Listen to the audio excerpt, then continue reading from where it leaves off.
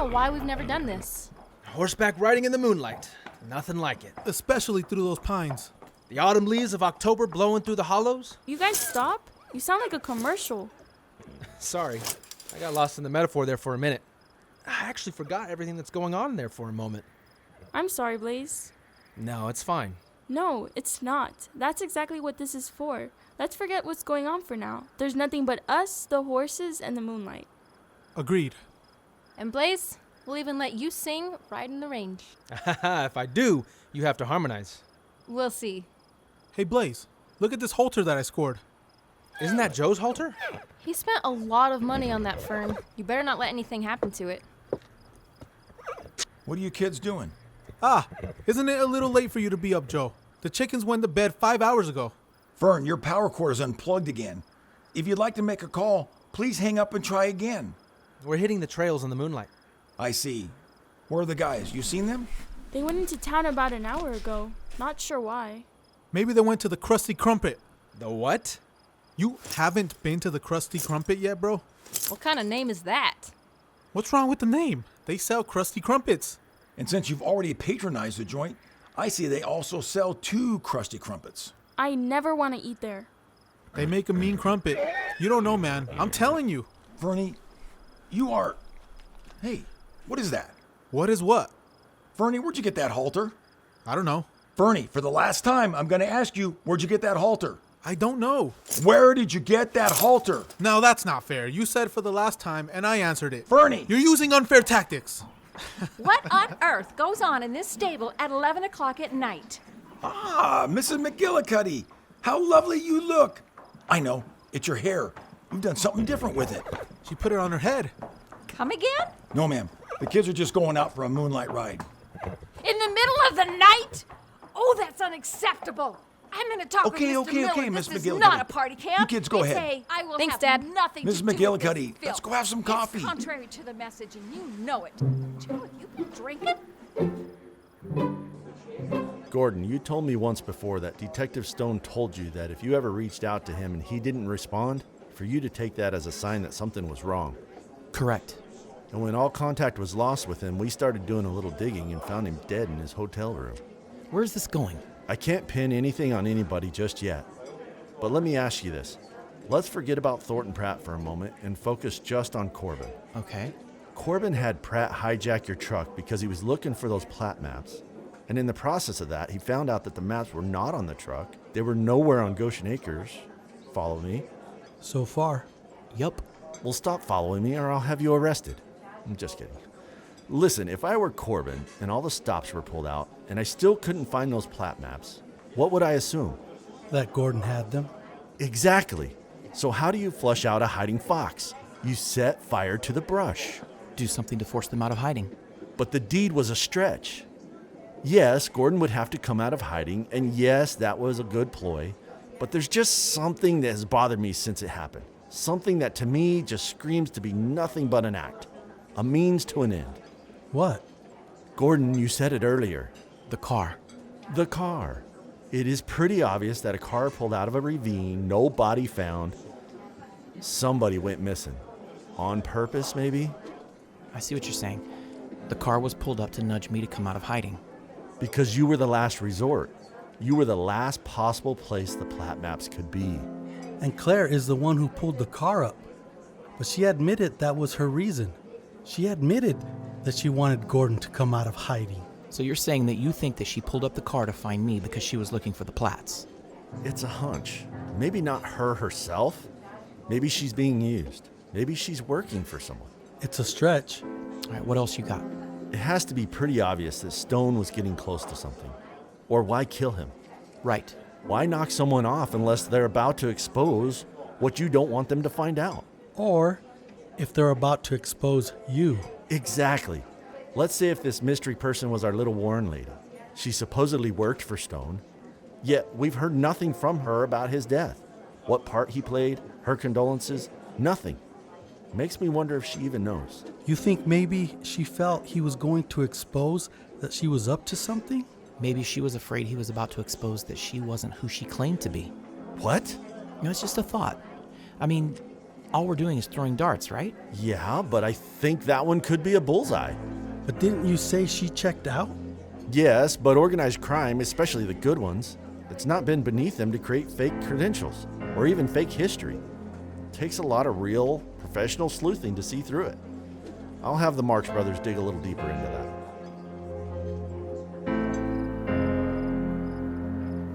This is beautiful. I love it. Aren't you glad we talked you into this? Yeah, somebody wanted to go to sleep. Okay, I get it. Guys, you hear that? What am I listening for? Blaze, are you being stupid? No, listen. It sounds like we're close to a little brook. Don't you hear the water rippling? Oh, I hear it. Let's find it. It sounds like it's in that direction. Let's head that way. Guys, look, look! What? Blaze! What are we looking at? It's dark in the hollow. Let's get back out into the moonlight. Wait, over there, look! Is that a person? That looks like the dude we saw listening outside of our windows the other night, Blaze. The weirdo that told us this place was cursed? The one that told us to leave the ranch? You all up for this? I say we chase him. He can't outrun the horses. Why not? Weirder things have happened lately. Are you guys crazy? Well, maybe he knows something. You girls stay here a moment. Fernie, let's hit it. You're not going without us.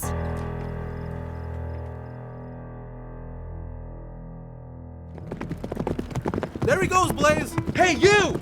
You're not going to get away! Stop! Guys, don't corner him. He might be armed. Dead end, bro. There's nowhere else to run. Stop! Who are you? Can you get that flashlight out of my face? You're on private property and in no place to make demands. I'll tell you who I am. My name is Elliot. Elliot Crane. Come back out here into the moonlight, and then we'll turn the flashlight off. Okay. Oh, that's enough. Right there. Look, I don't want any trouble.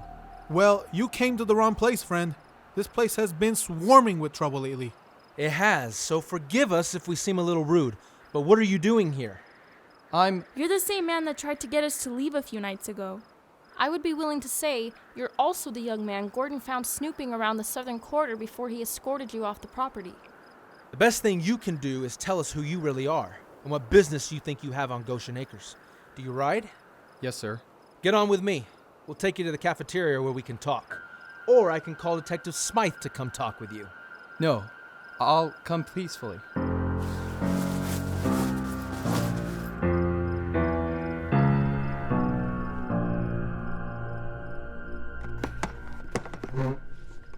Do you want coffee or anything? That would be great, thank you. You look like a bum. Fernie, No, I mean, you look like you've been living off the land. How long have you been squatting on our land? I'm not a squatter. The only interest I have in your land. Look, friend, you either tell us or you tell Smythe. Here's your coffee. Thank you. I guess it's time to trust someone. There is a lot involved. Nothing that has been going on is easy to explain. I know what you all have been going through. I've been watching. Why? My interest in this land is the person that wants it. Thornton Pratt? No, not Pratt. See, it's about my brother. Your brother? Who is your brother? We used to live on the res. I thought you looked Indian. Fernie, what the heck? It's okay. He calls it like it is. I'm the same way. I'm a lot like you.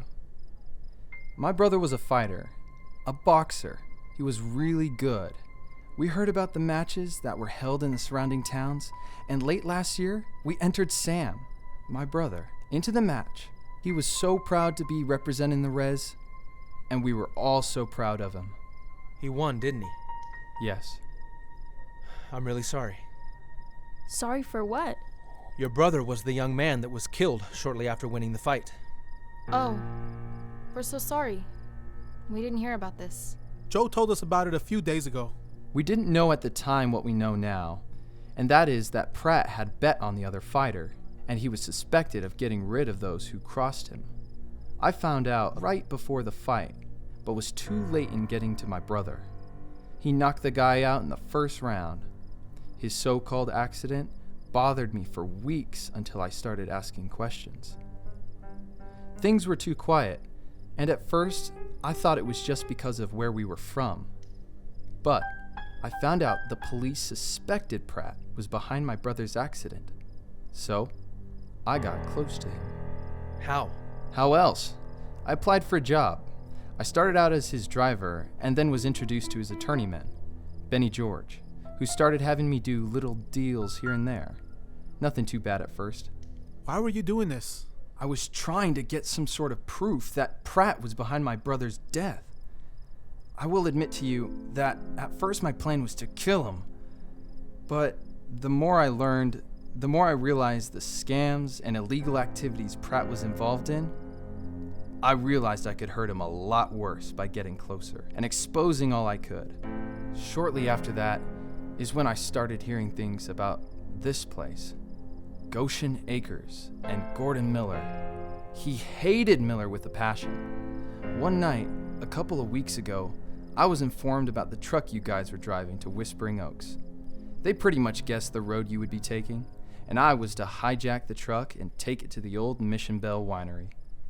I realized people were going to start getting hurt, so I thought I would just act like I missed the truck, or you guys went another way.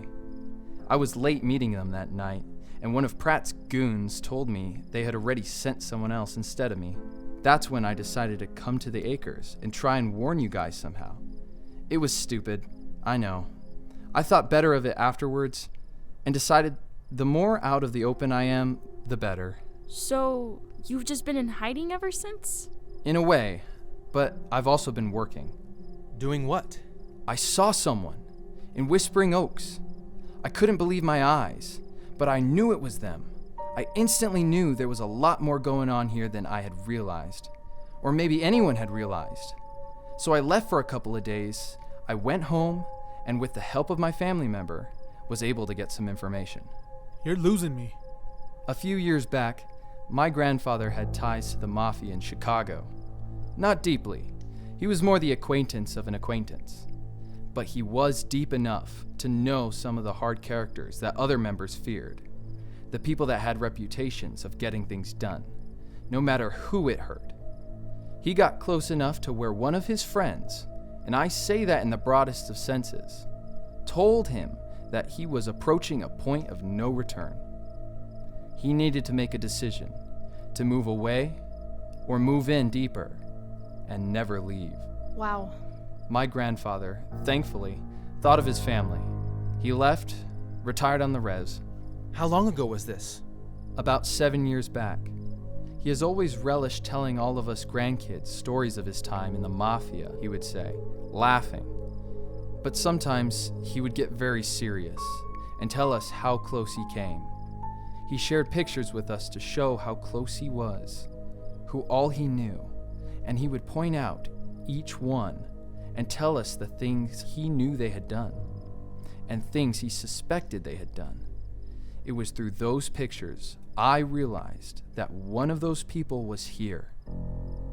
I passed this person on the street of Whispering Oaks one day, and my blood turned cold. Who was the person? I went back and told my grandfather. He explained this person as an actor with amazing charm, but a ruthless individual who was capable of anything. This was the person the syndicate would send in when they needed to soften up the opposition before slaughtering them. The person was known as the Dark Raven, or simply as BC. Dark Raven? BC? You sure your grandpa wasn't reading you a comic book? I put two and two together and thought that had to be this Blake Corbin that Pratt had been talking about. He was saying how this Corbin person was really calling the shots and wanted to make sure everything went perfectly for Corbin's benefit. By how he talked, I began to realize that Pratt had never met BC, nor knew what the person even looked like. If everything you are telling us is right on, you are a gold mine for Gordon and Detective Smythe. They know about Corbin, but that's about all they know. Yeah, but our ears are wide open for more. Smythe? Detective Smythe, guys, when did you guys get here? We brought the detective back to discuss the plats when we saw there were people in the cafeteria. We didn't mean to eavesdrop. It was hard not to. Mind if we join this little coffee party? Incidentally, Miss Montoya, I take mine black with extra coffee. Okay. Just bring him some syrup and espresso and let him work it out for himself. Your guys' timing is impeccable. Elliot, listen to me, kid. I'm not against you. You know each other? We do. I've suspected this young man has known more than he's let on for some time. We knew he was working for Pratt, and Gordon pointed him out as the trespasser he kicked off the ranch. But Mr. Crane here hasn't wanted to cooperate. I would have, Detective, but I work better on my own. You would have, but you didn't want to tell me why you started working for Pratt, because you would have had to tell me it was to kill him. I understand, son. I think we're all past that part, and though we're all coming at this from a variety of angles, I think at the end of the day, we're all on the same side. Aren't we? I hope so.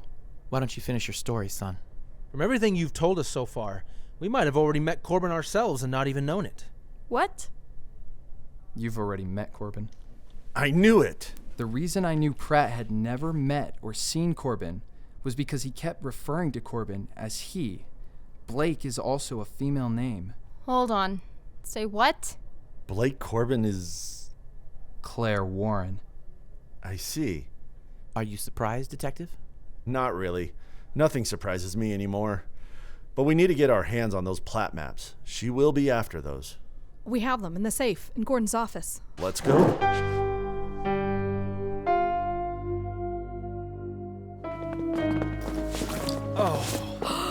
Oh no! I was afraid of this. Ransacked.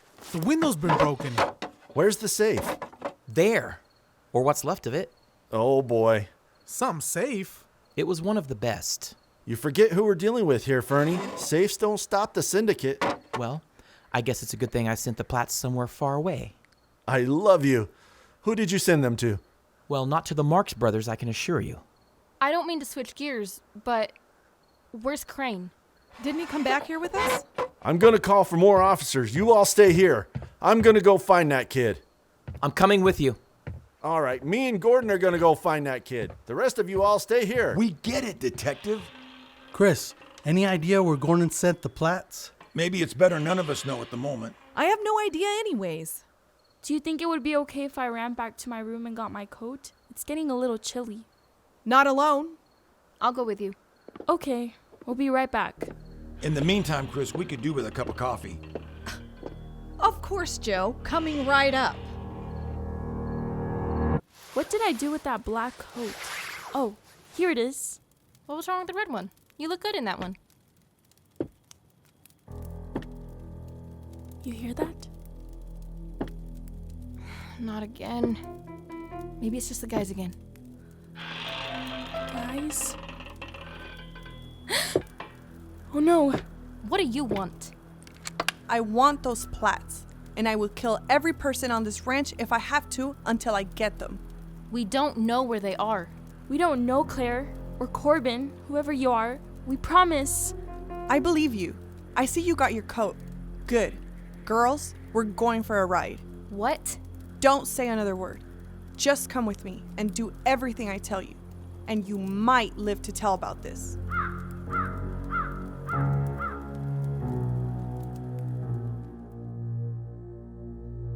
Thank you for listening to Goshen Acres, Episode 9, The Dark Raven. Tune in next time for the Goshen Acres series finale, Episode 10, Light in Goshen.